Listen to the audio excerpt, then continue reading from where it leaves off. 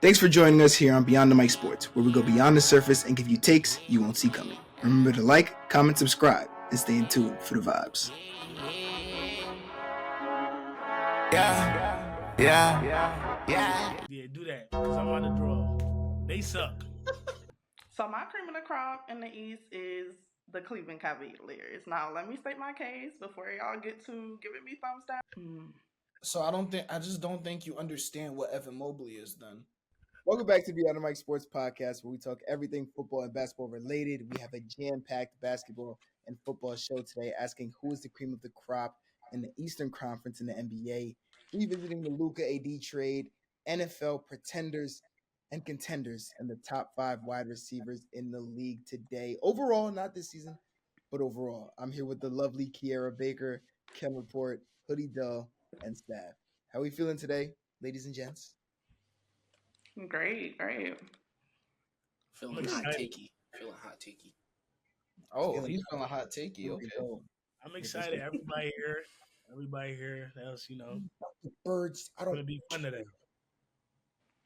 Yes, all 5 of us are back. Facts. This is a 5-stack. We could load into Siege right now. Okay, y'all. So I'm going to be introducing the NBA segment today. I'm excited. So we need to dive into the East because we know that, y'all, the East is wide open with star players like Tyrese Halliburton and Jason Tatum being out, meaning that the Celtics and the Pacers, they've been off to a slow start. Not an expected start that we would see with, the star players being there. So I just want to get into it and let's talk about the cream of the crops in the Eastern Conference. So whoever wants to take it away, get to it. Yo, notice how she said Tyrese Halliburton, by the way, in case we forgot. It was interesting. Staff kid. Wait, what is your point? Why'd you bring up Hallie? I mean, they got to watch last episode to understand what we're talking about. You know what I mean? So I don't even want to. Tyrese Halliburton. That's all I'm gonna say. Speaking of Tyrese Maxey, that means I'll kick it off. Speaking of Tyrese Maxey, I'll kick it off. My cream of the crop, the Philadelphia 76ers, with Tyrese Maxey averaging 33 points and 8 assists on 47% shooting. 8 assists! And 8 assists! 8 assists, Derek! 8 assists. 8 assists! Good, it's good. I like it.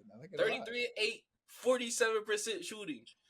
And we see him take that step last year. So for him to continue that step and really keep pushing and striving is amazing. But then let me jump into the other guys. You got VJ. And VJ is so far, you can say Dylan Harper, but so far he's one of the most outstanding rookies.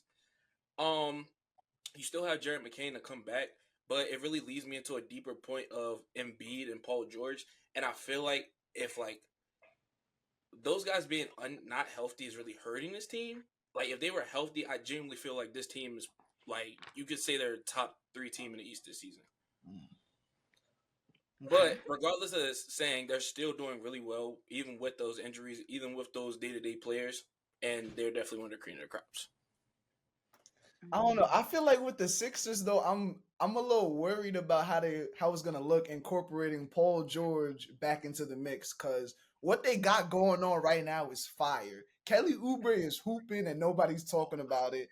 Quentin Grimes has been wilding. They have so much guards there, and what they're doing at the center position, they just got a rim runner and Drummond and Bona. Obviously, you still have Embiid, but I feel like it looks better without Embiid when you can just run through the young guards and just have that team running and flying. That's where I want the Sixers to be in. It even looks good without Paul George. So I'm super high on the Sixers too, dog. Paul George in the big 2025. And I'm going to leave it at that. But it's like you can give you a little 15 a game, no? How many shots? I said a while ago, I actually feel like Embiid and Paul George are actually holding them back with their contracts. Same. But I also don't like to talk about trading Embiid. I was a goer for that early on, like last year, but he's starting to find his rhythm. He's still going to be off because he's coming back from a gruesome injury. It's going to take him some time to really get back in the rhythm. But Joel Embiid is an P caliber type of player. Like we all know who he is. So when he gets back in the flow, I do understand why he's on a minute restriction, but the time that he's been in, he's been able to produce, especially these last couple of games you've seen. He had a 30 piece. He just came off a 20-point game. So I don't necessarily think you should trade Embiid. I think that the more time he plays, especially come playoff time, once they get all their pieces back, he's gonna go to another level because he'll be playing more minutes in the playoffs. So I do like this guard situation, especially with VJ coming into the mix. But we can't forget who Joel is. Like I just feel like everybody has forgotten who he is as a player, even though he is injury prone. But if he can stay healthy this season and continue to ride this minute restriction and then come back fully healthy in the playoffs and give them that push, I think they'll be good. But I don't think Paul George is gonna fit well when he comes back, though. I do agree with you, Kenny. I don't know. What y'all think? Do y'all think Joel should be traded? I don't know if we ever see a fully healthy Joel Embiid again. I'll be honest. I mean, to be honest, the most like valuable thing in a player is how much you can play. To me, like regardless of your skill set or whatever, not playing games hurts us. Like at the end of the day, why are you timing out? So, Clippers. Explain that No, they to me hooping. now. Cool. I'm glad with it. Okay, cool. Wait, they're hooping? Cool. No, cool. I just wanted to make sure that it was fluid. My cream of the crop team, the New York Knicks. I think the New York Knicks are one of the best teams in the Eastern Conference. The only thing that may be holding them back is Karl Anthony Towns on the offensive end. Hear me out. Pause. Listen. Jalen Brunson, 27, 3 and 6. That is perfect. Cat, 20 and 13. Although it is not bad, he's only shooting 43% from the field and 32% from three. If he gets to 24, a consistent 24, like I can book you for 24, they might be something. They're top 3 in free throw percentage, which is what I expect. Second in threes made. Top 10 in assists. A Jalen Brunson team is top 10 in assists. They protect the ball, being top 3 in turnovers, meaning they're top 3 and they don't turn the ball over, averaging 10 turnovers a game. So when you really think about it, especially in the Eastern Conference where you don't have to play fast, no team is really going to play fast. You have a ball-dominant player in Jalen Brunson. You have a great number 2, and you have a good number 3 in OG Anunoby, Paul Bridges. I think it's going to be good. I think the Knicks. Why did you look like that, Staph? Because that's not true. When Embiid What's is not not true? playing with the Sixers, them boys be running. Tyrese Maxey got them boys be running. That's not true. You're right. I'm gonna have to agree with Staph because the Heat also run in transition as well. The Heat run. Them boys be running. The Pacers run too without Halliburton. Yep. I was literally about to say I'm gonna be honest. The Knicks might be the slowest team in the East. Okay. We have to. Okay. All right. So, stop. That's just wrong now because I want to go back to Derrick's point and why you're so high on the Knicks. I also have the Knicks as my cream of the crop in the East. You talk about them being top 10 in assists. That's because this new coach they've got, Mike Brown. He's running a different type of offense than what Tibbs ran, and it's empowering more of these players. So it's not just Jalen Brunson eating. You have OG Anunoby averaging a career high probably right now. You have Mikal Bridges hooping and adding those buckets. But this new system that they're in, it took Cat a little bit to figure out at first. He talked about how he wasn't comfortable in that offense, but now he's finding his groove. And this offense is just so much more free flowing. And I love watching the Knicks now. And the fact that you talked about the Knicks and you didn't bring up Mitchell Robinson, kind of hurts me, man. You know, because for all the Knicks fans watching this, I know how much I love Mitch Robinson. Let me tell y'all something. The dude played 17 minutes in one of his last games. He had a plus 40 in 17 minutes. I know what Mitch brings. That tells you. Bring it up. Mitch comes in the game and he's just getting his body on people. He's crashing the glass. He's getting offensive rebounds. He's setting screens, and that just the versatility, the line of versatility he can unlock for that team is wavy. It's swaggy. I love the Knicks, man. So my cream of the crop in the East is the Cleveland Cavaliers. Now, let me state my case before y'all get to giving me thumbs down. Kenny. All right, so in my opinion, I think that they have the most complete roster in the East. You got PG, Darius Garland, you got Donovan Mitchell at the shooting guard, you got DeAndre Hunter, then you have Jarrett Allen and Evan Mobley. I love their forwards, you know, Jarrett Allen and Evan Mobley. He's been stepping his game up. Evan Mobley, I love his game. He's a long forward. He's going to give you great production on the offensive end. But I think the X factor for this team is going to be DeAndre Hunter. I love the pickup that they brought to this team. He's a great two-way player. He can score on the offensive end and he can play defense. He can guard on both wings. He can guard multiple positions, all 5 positions. And I just think that was a great pickup for them because aside from Jarrett Allen and Evan Mobley, the defensive player of the year last year, DeAndre Hunter brought that spark on the defense, in my opinion. When you look at their team and you actually watch their games on the defensive end, he's locking up defenders. He's getting blocks every now and then, and he's a strong defender. So he's going to be the X factor. And then even on the offensive end, he's been playing lights out this season. He's averaging 18 points per game. And last year, when he came to the Cavs, he was only averaging 14 points per game. So he's going to be he's going to be the X factor, in my opinion. Darius Garland, he needs to step it up as well. Even though he's coming off injury, as time progresses, he will get better. And he was injured last year in the playoffs, so he wasn't even able to play the first 2 games against the Indiana Pacers in that second series for them. We all know that Donovan Mitchell, he's going to be him. He's having a career season this year. So I do think that once they get their whole team back, also Max Strus, he's injured. So once they holistically have all their pieces together, they'll definitely make a run. And I think they'll be with the best of the best in the East. I don't know. I love the Cavs, but I don't know. You could Dell. I know you know about this. I believed in them so much last season, and then playoffs came, and then guys were just down, and they didn't have their full roster. And I always want to bank in like people are healthy, but the reality is that you can't. And it was another like a second year in a row of them being unhealthy in the playoffs. So I need to see them fully healthy come playoff time. Yeah. But if they're fully healthy come playoff time, I think that they can defeat a New York Knicks team. Because let's be real, the New York Knicks too, they flop in the playoffs every year. Like they're a great regular season what team. You mean they just took the Pacers to 6? No, they're a great regular season team. When it comes to playoffs, we've seen it in the past couple years. They cannot make it to the Western Conference Finals. This year is Western Conference Finals or bust for the Knicks. I don't care. The Knicks would have 3 of the top 4 players in that series. What? The Knicks would have 3 of the top 4 players in that series. So I just don't think you understand what Evan Mobley is then. I think they would have 3 of the top 4.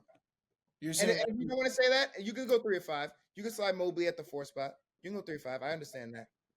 You can slide Mobley at the 4 spot. Wait, so who are you saying is the 3? Wait, you think OG is better than... No. Brunson's the best player in the series. Donovan Mitchell's the second best player in the series. Karl Anthony Towns. You can go Mobley or OG, and then that's the 5 as well. I'm going to slot Mobley in before OG. Okay, so like I said, he's 4. And then there's the gray area of OG, DG, and Mikal. There's no gray area. Wait, so we all agree that Karl Anthony Towns is better than Evan Mobley? Yes! Question 2. Yes! Because I might take Mobley before I take Cat. That's an argument. Personally. And it's just on the defensive end, I'm taking Mobley. But offensively, when we're talking about overall, though, I might take Mobley before Cat because it's like Mobley could give me that. He gives me the passing and the playmaking. I know Cat does too, but what Mobley brings on the defensive end is just far much better than what Cat can bring. The depoy. It might have been Mickey, but he is the depoy. Yeah. Why we have to throw that in there? There's a 65 gamer rule in place for a reason. Play the games, man. I'm just saying, but like that's true. Stop, go, bro. I can't even. Listen, my team is the Miami Heat. I ain't gonna lie. I'm gonna choose a dark horse. Y'all choosing the Sixers, the Taylor Knicks, Ware is really good. Cavs, right? Bam Adebayo is playing his best season. I said this before in previous podcasts. I said Bam Adebayo has to play great. You see the way the way the boy shooting the three ball. You see the way the boy shooting the mid range. He was cooking Wemby the other day. Let's be honest. Listen, there's no Tyler Hero, bro.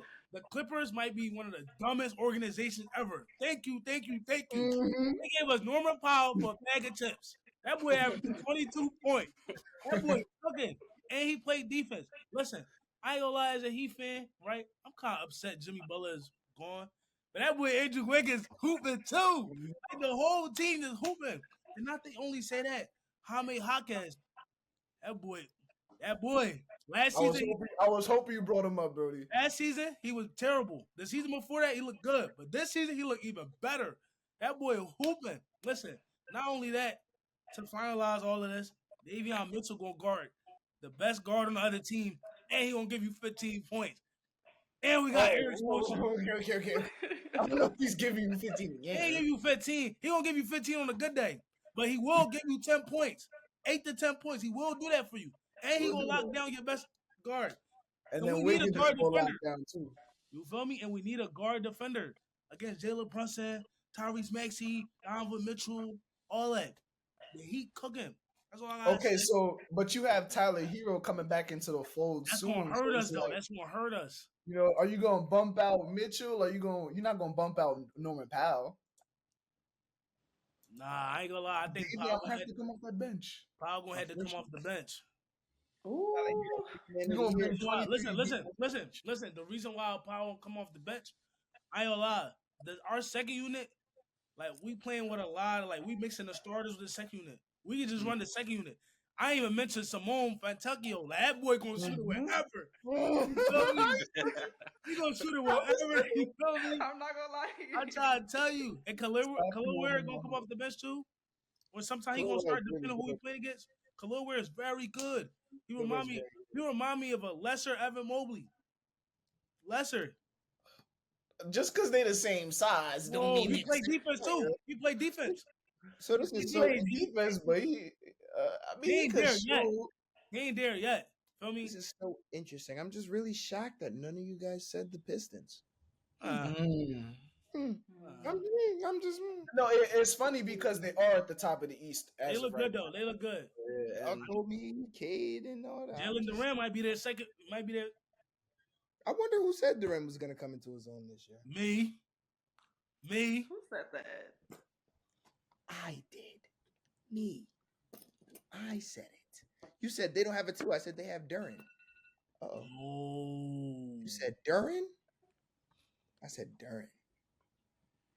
I did. I'm just crystal ball though. Yeah, I just love how Kane has literally turned that whole organization around. Coming from having a losing record, people were flaming them online.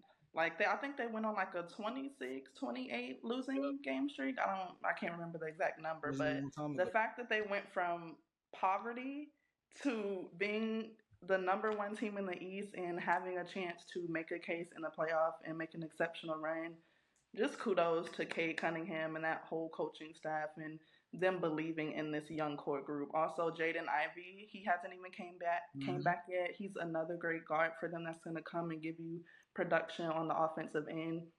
And I love his game. He was a great player at Purdue. So when you have Jaden Ivey, I love Isaiah Stewart as their center. People don't talk about him enough. Beef stew. Yeah. People don't talk about him enough. He's a great center for them, alongside Jalen Duran, that too big. Dell. Double big. That's all kid with that. But yeah, they Pistons, they have a bright future for sure. I agree. No, yeah. Cade's looking crazy, bro. Cause superstar. It's another thing like what I was stressing about Wemby. Cade doesn't want to be one of the. He wants to be one of the best players in the league. Like he wants to be top 5. He wants to be in that MVP conversation. He doesn't want to just win game. He doesn't want to win games and just average a bunch of points. He wants to impact winning, and that's what he's been doing. You know, like I was watching the Pistons and the Sixers, and in the fourth quarter, even though he only scored like 7 points in that fourth quarter, most of the quarter it was just him controlling the game. Like you throw two at me, you're gonna double team me. Okay, I'm gonna make the right read every single time, and it's gonna generate good offense. So like what Cade got going, and like you said, Jalen Duren is a walking double double at this point. He's a beast. He's a force, and I really see Isaiah Stewart, a lot of Isaiah Stewart in him because I'm seeing Jalen Duren want to bully people and be that enforcer that no, I'm not going for that. He's gonna pick a fight. Asar Thompson's gonna pick a fight. Ron Holland's gonna pick a fight. They just got a bunch of dogs up in Detroit right now. So I'm super happy for what Detroit has done with this turnaround, and I'm hoping they keep hooping. You know what this duo remind me of? How Cade is turning Jalen Duren to just a better scorer. Who you gonna say national James Harden and Clint Capella, 2015, 2016. Okay. You feel me? Y'all remember how Clint Capella was playing when he was playing with Harden? There's just no way you just compared Cade Cunningham. Oh, no, you're not getting what I'm saying. He's not comparing. You're not getting what I'm saying. I get what you're saying, Staph. You ignoring what I'm saying right now. I heard Harden and James Cade, Harden, and Cade I saw Cunningham. red. Oh, and you don't think Cade could reach a Harden level? That's kind of high. You remember that boy Harden was doing? You guys are trying to give me poop on the kid. I got to be getting. He's not the scorer, but he's still the playmaking is there. The generation of James Harden is. Bro, I'm generating offense and running the team. That's not what I asked you, Kenny. It's not what I asked you, Kenny. Bro. I didn't ask you what he was doing. I said, is he doing it to the level of James Harden? How old is he, bro? There's literally still another level that he can reach. What are we talking about? He's not even playmaking to the level of James Harden like today. And you're five then. What are you talking about? If you don't think Cade is like, okay, the assist numbers aren't there for you? No, bro. First of all, Harden's gonna get 8 assists sleepwalking. Okay, so Cade Cunningham isn't gonna get 8 assists sleepwalking?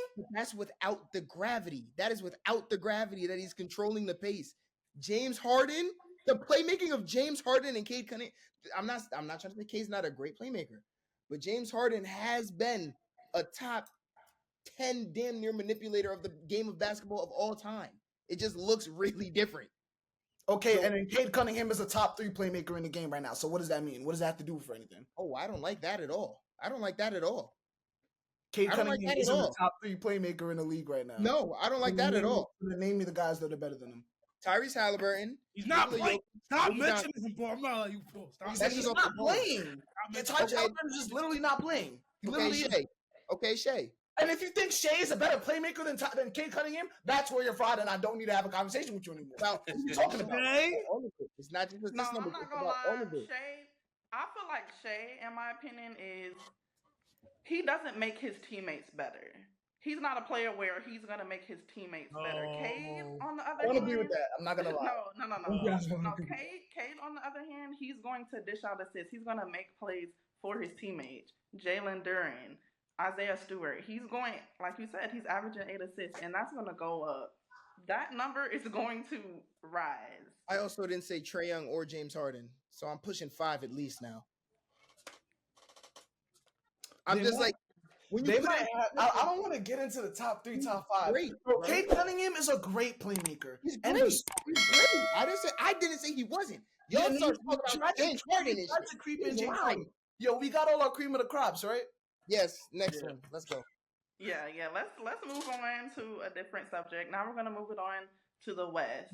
Let's talk about the Dallas Mavericks. Things are not looking too good for them. They haven't had a great start to the season. After AD going down on October 29th, he's already missed 6 games so far. Also, Kyrie Irving being out with the ACL injury. We still don't know when his expected date is for him to return. Dante Exum also hasn't made an appearance. And Klay Thompson, he got benched 2 games ago for PJ Washington. So we know that the Mavericks haven't had a great start. They're 14 in the West with a 3-7 record. So what can we say about this Dallas Mavericks team, y'all? Dallas Mavericks are poop. Right? Okay. Listen. Yeah, do that. Because I'm about to draw. They suck. Fire Nico. La. Fire Nico. Right? And I literally said this from the beginning. Derek Lively and Daniel Gafford aren't going to look as good as they looked before. Just because they really don't have no playmaker. Like, when I mean playmaker, I mean Cade Cunningham. Derek want to hear this. A Tyrese Halliburton. A Trae Young. They don't got none of that. Right? And AD wants to play the 4. Right? Where is he? He's injured. Kyrie is injured. You said that you traded Luka for defense. Where's the defense? Klay Thompson stinks. Where's the defense? It's non-existent. Nobody on that team guards other than PJ Washington and Max Christie. Cooper Flag plays defense. He plays defense. But you didn't grab Cooper Flag for defense. You grabbed Cooper Flag to score, right? Right? No, To apparently score not. Cooper Flag, right? We ain't worried about defense. If you got Klay Thompson, you got the 2 bigs, you got Anthony Davis, you got Max Christie, you got Najee Marshall, you got defenders on your team. You don't got Cooper Flag for defense. You got him to score and develop as a player. They suck. Yeah, that's true. Because the hype, especially when AD came, the hype was around. First of all, it was a win now move, right? They wanted defense to excel their team to make a championship run. So when you bring AD, one of the top defenders in the league, right? And then you have Derek Lively. You also have PJ Washington, all great defenders in the interior. So the hype around this team was we have a front court that can defend, that can alter shots, that can block shots, and that can, rearrange the offense's shot making ability. So honestly, it's just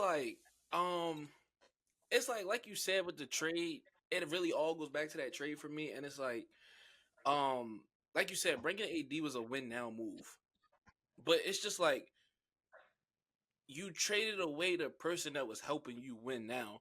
We went to the conference finals with Luka. Like, Luka was taking us there. And it's like you trade him away and you go get defense. And it's like, even when the trade happened, I genuinely never liked the trade. I said they lost the trade. But then, okay, they get the first pick, which no one expected, by the way. But you get the first pick. I'm thinking, okay, they might get some leeway now because they got the first pick. And now it's just this. It's been like underwhelming, and it's like I feel like with Cooper Flag, he's being forced to be like used in ways that like you really wouldn't want to use him in his first year. Like starting him off at point guard, it's like he can run the point guard, but like that's not where we want to let him develop at. It's like now we're just like forcing things, and it's like I really do. You got to look at Nico, and you got to put his job on the hot seat because it's like it also goes back to things like, oh, he let Jalen Brunson walk. Jalen Brunson is who he is today. Now we're like Cooper Flag is like I really want to say he's not developing how he should be. We traded for AD, who is healthy. I mean, unhealthy, which I said when the trade happens. I said that was my main point of why they lost their trade because AD is eventually at some point not going to play games, which is not going to be good for your team. So it's like you did a win now move, and now you're not winning now, and it's like you traded your future. So it's like now where you go. yeah, that's true. That's so true. Dallas is just bad. I don't. They're bad. They're a bad club. They don't make shots. They're bottom 5 in assists because they have no experience at point guard. D'Angelo Russell doesn't want to pass the ball, and I don't know why we drafted Cooper Flag to play him at point guard. It theoretically never made sense. If you drafted Cooper Flag, you should have came in with the idea that Anthony Davis is going to play the 5. However, he doesn't want to do that. So you folded to Anthony Davis. You got Cooper Flag at the 1, and now you got Klay Thompson shooting shots backwards. Oh my goodness. So listen, and it's the others for me. Like Klay Thompson got benched. Either this is gonna fuel him or he's gonna continue to play the way that he's been playing, which is trash. Let's be real. He's averaging 7 points. That's horrific. That's horrific performance, especially from a veteran leader on your team. Klay Thompson, you are a champion. You are a champion. You have championship pedigree. You know how to win. That's what you went to Dallas for, to help improve this team to help get them to the championship, which is where y'all want to be.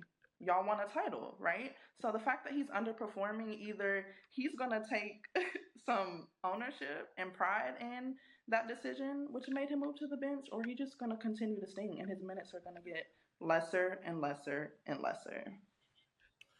That's just how I stand on it. One spot I will Yeah. cut them. The one spot I will cut them slack in though. The one area I will say, okay, is Kyrie injury really did like screw their whole plan over? Because him being here would actually be very helpful. So that's the one moment I really cut them slack in, is that injury really is like kind of screwing over the whole thing. And then like, but his injury also makes it worse because okay, Kyrie comes back whenever he comes back. Probably, is he like he's completely done for this season, right? Like, there's no shot he plays, right? No, there's a window he could come back. There's a chance he could come back this season. Okay, though. but that would He's be not like really coming late back in the until season. 17th in the Yeah. West. But will they be in a high enough spot Exactly. once And that AD was my comes point. back? Once Dante In the comes West. back, will they be in a good enough position to even make a playoff run? And that's I don't exactly know. what I was about to say. Because it's like by the time he comes back, you might not be there. Okay, boom, next season.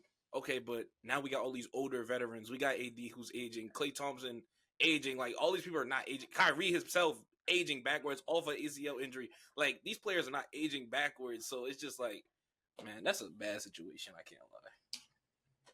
Yeah, it's a lot of gray area because you kind of have Nico who would want to secure his job. So in that sense, you're gonna want to make a lot of short-term moves, but in reality, is that gonna align with the long-term development for this roster? You know, you say you want to win now, but you just drafted Cooper Flag and you're starting him at point guard, so that kind of indicates sometimes that you want him to develop his playmaking. And I know y'all said that y'all don't want to see him at point guard, but right now I'm not too mad at it because go get your battle scars. Go learn. You're a rookie. Go do what you got to do. Just learn and develop and just play. So to experiment with him at point guard, all that's gonna do is tighten up his handle. It's gonna allow him to see the floor better. And down the line, we saw this happen with Giannis because Jason Kidd, who is the Dallas Mavericks coach, he played Giannis at point guard, and now look at what Giannis is. So I do think it's really helpful and really key in Cooper Flag's long term development. And y'all talked about Nico. I wanted to harp on the fact that he also traded Quentin Grimes for Caleb Martin and Caleb Martin. And that's all I'm gonna say. Quentin Grimes is literally ever since Quentin Grimes went to Philadelphia, he's been having the time of his life. So Nico, that was not a great trade on your part too, in my opinion, man. Yeah, I don't know what he saw in that. I feel like 1.5 points per game from Caleb. Yeah, but like, so then, yeah, obviously, when you trade Luka, we have to visit what the Lakers are for a quick second, like what Luka's doing. The dude's averaging 40. Like he's averaging 40. And He's the number engine 5 of in the Lakers. Oh, MVP voting. like what? Disrespect is crazy. It's But I just did want like, to say something. go ahead. Oh, yeah, but there's a difference between the point guard position and the point forward position. When you're playing point guard, you're actually designated to like generate an offense. When you're playing the point forward position, you're genuinely designated to get the ball down and get it to the hub, which is two totally different things. Now, I don't think Cooper Flag's a hub. Maybe he can be a hub 5, 10 years, sure, but I would rather him play the point forward, as in put him at small forward and let him bring the ball up with a Kyrie on the court or with the D'Angelo Russell on the court than opposed to him actually playing point guard.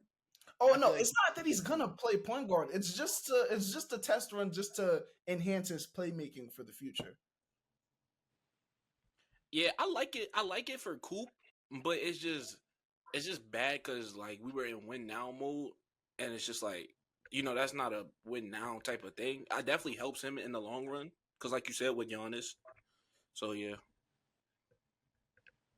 But back to the Lakers and Luka. 40 points per game. Do y'all think that? Because I saw something on Twitter and they came out with the latest MVP rankings, and they had Luka at number 5. Wemby was still above him after having 2 back-to-back mediocre games. They had, who did they have that one? Yeah, one is Luka Shea was right at now. 5 basically. I'm pretty sure. I didn't like that at all. Yeah, I seen a post. It was a top 3. I seen they had Shea, Giannis, and Jokic again, but it's just like, nah, that's not having Luka. And at least I honestly think he should be the favorite. Actually no, he's definitely top 3 for sure.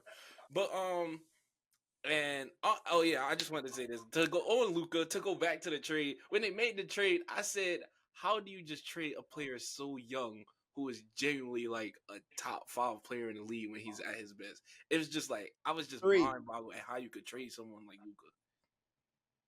Top 3.